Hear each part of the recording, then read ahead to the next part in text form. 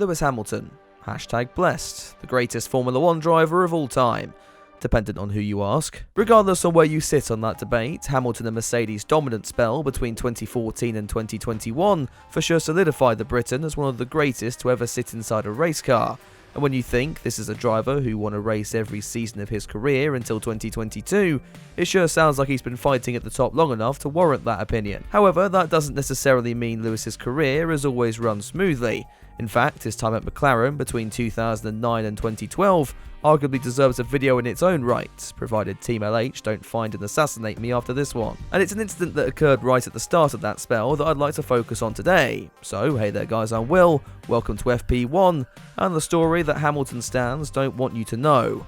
The time where Lewis Hamilton lied to all of us. So let's set the scene a little. It's the 29th of March 2009, and the opening round of that year's Formula 1 World Championship.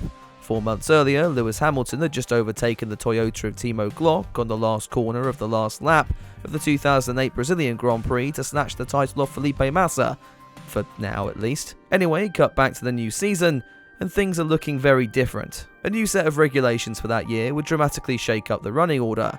Those that had discovered the double diffuser, or Adrian Newey, in the off-season were now fighting at the front of the pack, and the likes of last season's championship contenders, Ferrari and McLaren, were rather not fighting at the front of the pack. Woking's dog of a 2009 car would only line up 14th and 15th on the Australian Grand Prix grid, Hamilton's time a whole 1.2 seconds slower than Jenson Button's Brawn in Q1, a time gap that would probably send today's Formula 1 fans to the hospital with a brain aneurysm. To make matters worse, Hamilton was later penalised for a gearbox change, placing him 18th for the start of the race on Sunday. Luckily, this was 2009, which meant half the grid were Formula 1 drivers, and the other half had the brain power of President Kennedy.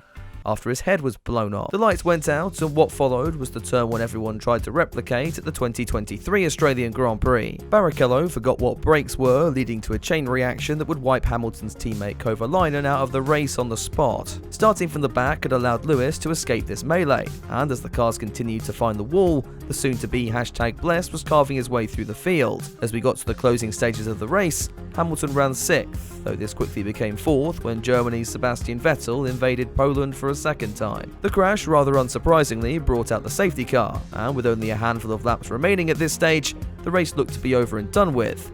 Though there was still one more twist in the tale. The shock of being promoted up to 3rd was so much for Jarno Trulli that he forgot the final chicane existed and went straight onto the grass. Lewis, who was making a name for passing slow Toyotas at the end of Grand Prix, saw his chance and took it, moving up onto the rostrum whilst the Italian recovered onto the circuit. The order was now Button from Barrichello and Hamilton, though when the cars crossed the finish line 1 lap later, Trulli was back in P3, having re-overtaken Hamilton, all while still behind the safety car. This, even to the simpleton on F1 Twitter, is a big fat no-no in the rules, with both Trulli and Hamilton being called before the stewards post-race to discuss the issue. Hamilton claimed that the Toyota passed him under the yellow flag, and that was the end of the debate. Jarno was handed with a 25-second time penalty, promoting Lewis onto the podium. This had been a fantastic drive, 18th to 3rd, and one befitting the sport's reigning world champion. Though little did we know at the time, everyone had been deceived. You see, back in 2009, there wasn't as many cretins listening into every syllable said on the team radio.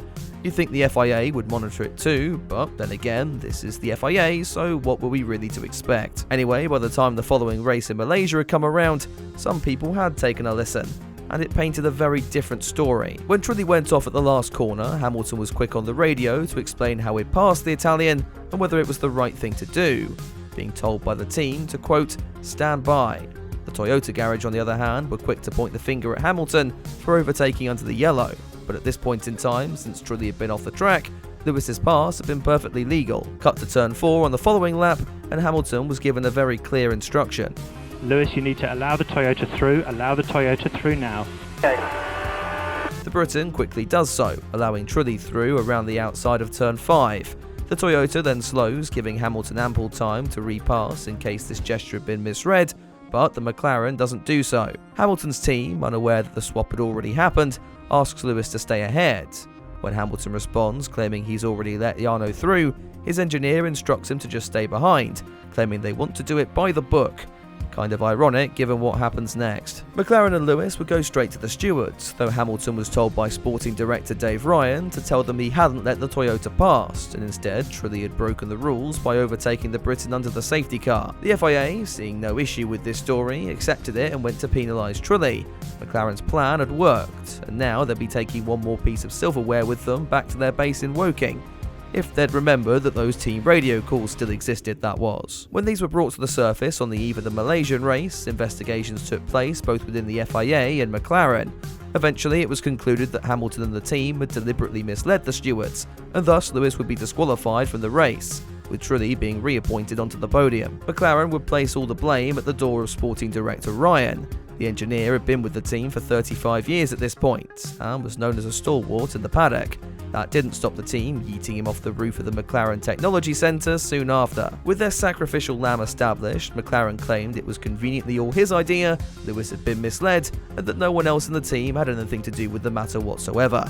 Whether this is the actual story, we'll probably never know. With Ryan out and Hamilton playing the victim card in front of the media, many wondered what the future ramifications would be for both parties.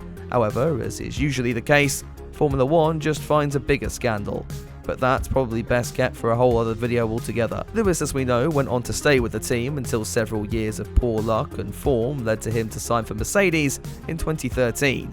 And they say the rest is history on that one. Dave Ryan, meanwhile, would find his way back onto the grid as Manor F1's racing director for the 2016 season. Though after they crashed and burned, he set his sights on W Series of all things. You know, I'm starting to think this guy's career choices could give Fernando Alonso a run for his money at this point. Anyway, that was the story of how Lewis Hamilton and McLaren tried to lie their way to an F1 podium, and how they were subsequently made to look like idiots in front of the world's media. It makes you wonder if there are any other cases like this, and what teams might have gotten away with back then.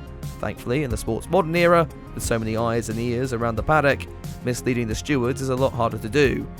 This is getting dangerously close to an Abu Dhabi 2021 talk, so I'm just gonna shut up now. If you enjoyed the video though, be sure to drop it a like and get subscribed for future uploads. I'm posting to this channel every weekend, and I've plenty in the pipeline as we approach the end of the 2023 season and beyond. A huge thank you as well goes out to all my patrons and channel members, and if you'd like to get involved in any of that, then you could do so by checking out the links in this video's description.